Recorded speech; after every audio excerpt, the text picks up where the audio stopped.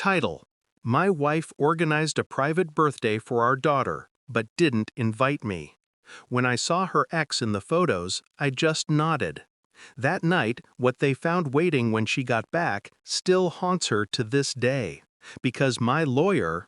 Start. I scrolled through the photos on my daughter's tablet. Every smile, every candle, every laugh, but none of them were for me. I froze on the one image that didn't belong. Her ex, leaning too close, laughing too freely, the way he used to be when he was still part of our lives.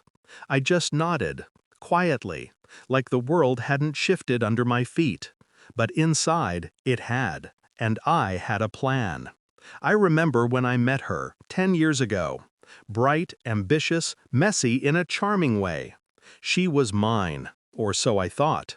We built a life. Birthday parties, soccer games, late-night talks.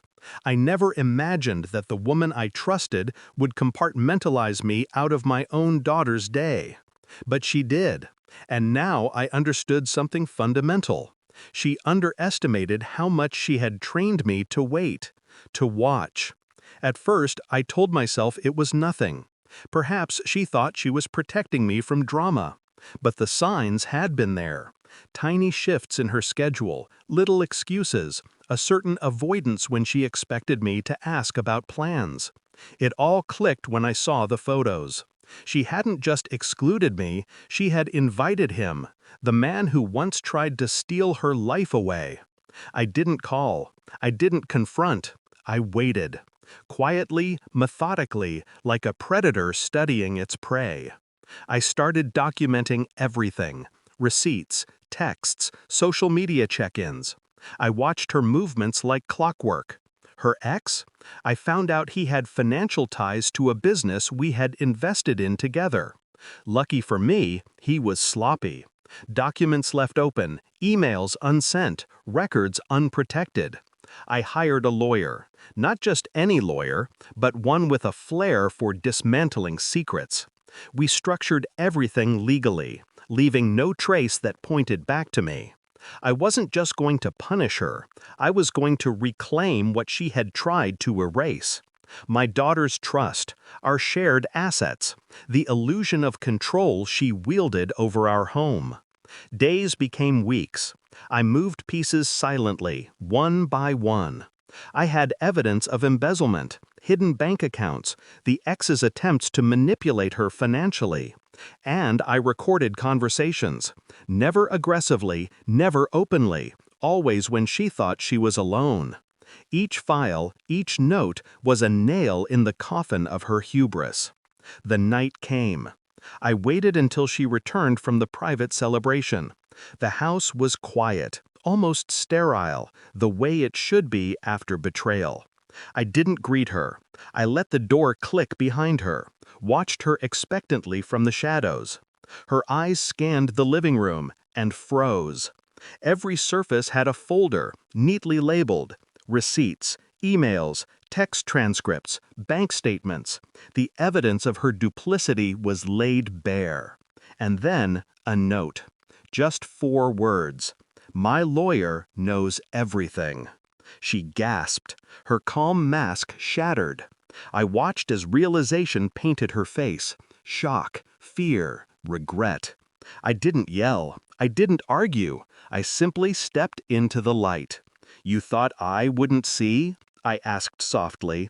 Her ex was out of the room by now, but she knew he was implicated too.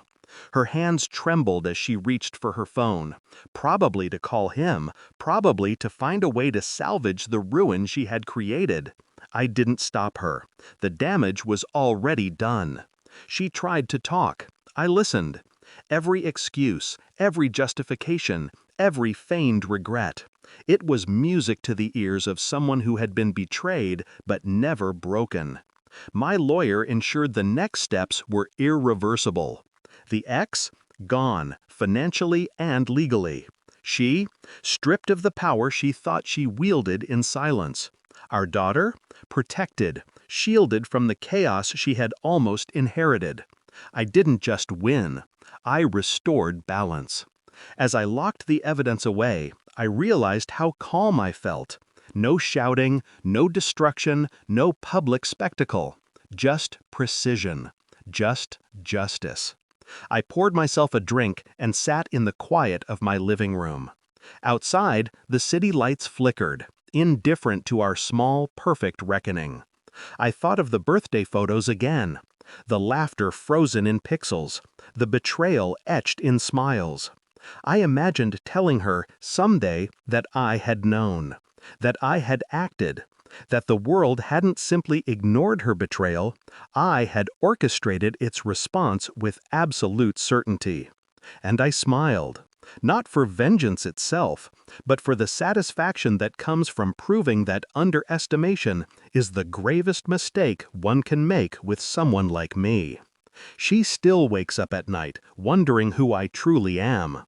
I remain the same man she married, but infinitely sharper, infinitely quieter, infinitely untouchable. And that, more than anything, is the final, unspoken victory.